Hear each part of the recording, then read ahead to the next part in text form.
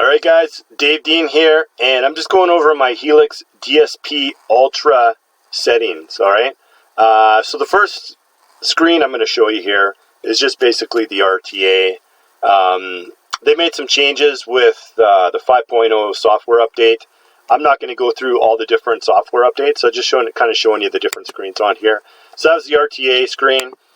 This is my time alignment screen. Obviously, I just want to say before you guys start copying everything, obviously this is like, this is my vehicle. It's going to be totally different than your vehicle, different amps, different speakers, different distances, right? So you can see the virtual thing here, up here, the main delay mode or distance mode, whatever you're wanting to use, right? You can use different delay groups and whatnot, but you can see this is basically my screen. This is how mine's set up, right? You can always pause this during the video if you want to take a look at it. I'm going to go fairly quickly through here. The input-output screen is pretty straightforward. You're basically just dragging stuff over here and dropping it here. And you can change whatever you want over here too as well. I'm not going to go through all those kind of steps because I just want to quickly show you guys my settings. So basically that's the main to virtual routing. There's the hex aux to virtual routing right there. There's the digital virtual routing and the virtual to output routing, right? And you can pretty much, with the virtual channel, you can pretty much put anything to whatever you want. If you got a center channel, you can put that on here, right? I got the Helix DSP Ultra, so I got 12 channels to play around with, right? So that's basically the input-output screen. The FX screen is basically, you can use the augmented bass processing, which is, you can see mine's enabled on here. I actually use this, right? It's excellent for like when you're listening to music at lower volumes. It gives you more of a bass, more impact to it. I like that. The sub expander I do not use. I have that disabled. I wasn't a big fan of it. Center channel processing. I didn't spend a lot of time with this, but you can see the real center is something that you can fool around with to get like a center channel image, right? And then the clarity expander as well. I tried kind of playing around with both these things. I just didn't really care for them. But the augmented bass processing is something I think you guys might want to use when it comes to the Helix, the newer Helix DSPs, DSP amps, that type of thing. All right, now heading on, we got basically the DCM is basically for like, okay, you can see the features up here. You got extended features, signal management, the echo features, virtual channel processing, device monitor, PCL, or PC tool configuration. I'm not going to go into all these different settings, right? But it's just like this is basically like if you got a URC as the controller, the director, the Wi-Fi controller, the conductor, right? You would pick which one you want. Obviously, I use the director on here. All right. So here's my, for this specific setting, so I have one setting where it's just using the graphic EQ and the DSP, right? And then I have another setting that's parametric.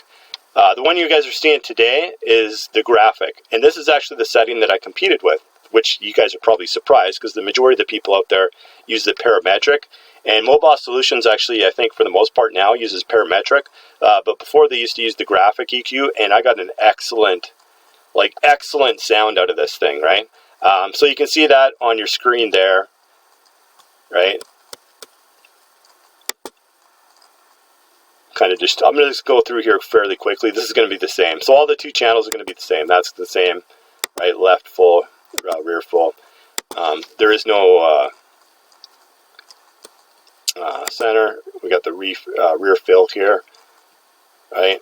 And then subwoofer 1 and 2. All right. So I was just kind of going through this fairly quickly on there, so you can kind of see the settings. You can pause it, right? Just pause it and take a look at it. So that's the virtual part of it there. All right, guys, now we're looking at the crossovers, what I have it crossed over at. As you can see, these are my GB10s, the tweeters. They are crossed over at 2500 up to 2480, right? And we're using Linkwin's Riley 24 dB crossover slopes, right? Those are for the tweeters. Then we go into the GB60s. Now the GB60s are crossed over at 80 all the way up to 2500.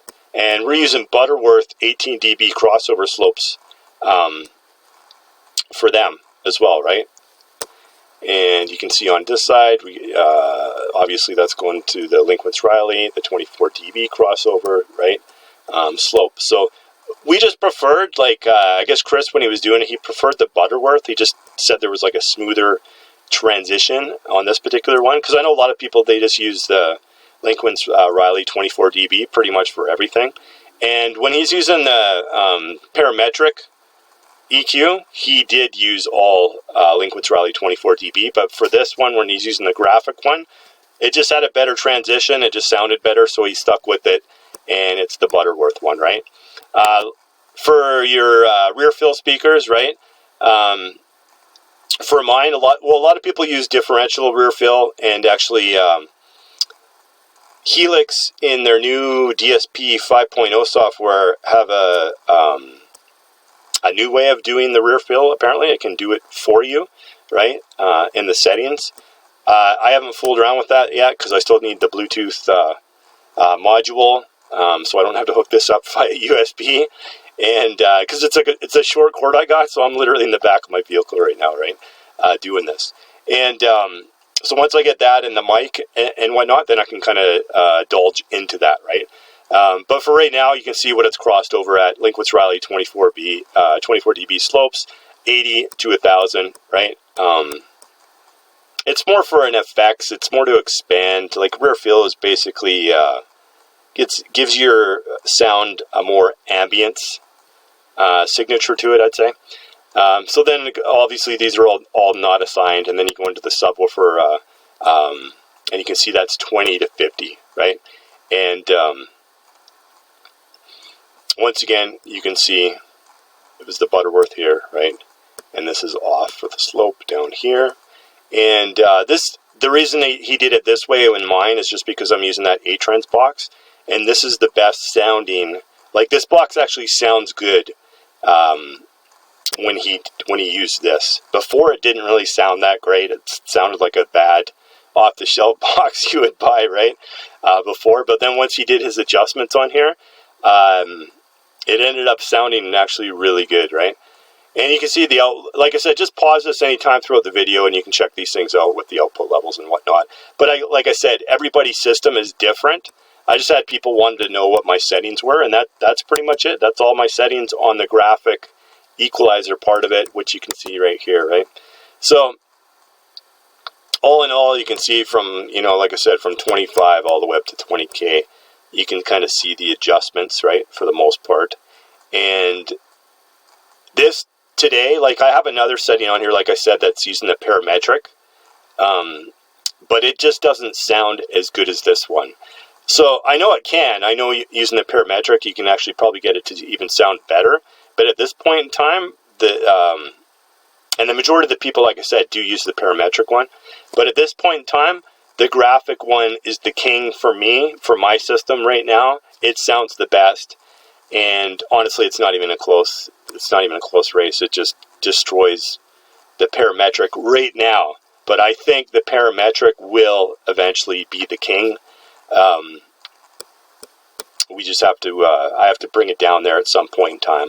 Once I figure out what I'm doing with the rest of my system, and then I get a final tune done. But I'm keeping this one. I'm definitely keeping this tune because honestly, it sounds so good. I'm never going to get rid of this tune. It's just unbelievable how good it sounds, right? So that's it, guys. Those are my settings. I apologize if the audio is not as good. Like I said, I'm doing a screen recording right now. I kind of went through it really quickly, and it's just, you get the general idea. You can pause the screen at any point in time, right? And that's pretty much it for my settings. Maybe I'll do another one at some point in time when we get the parametric one done. All right, guys. Thanks, and we'll see you on the next one.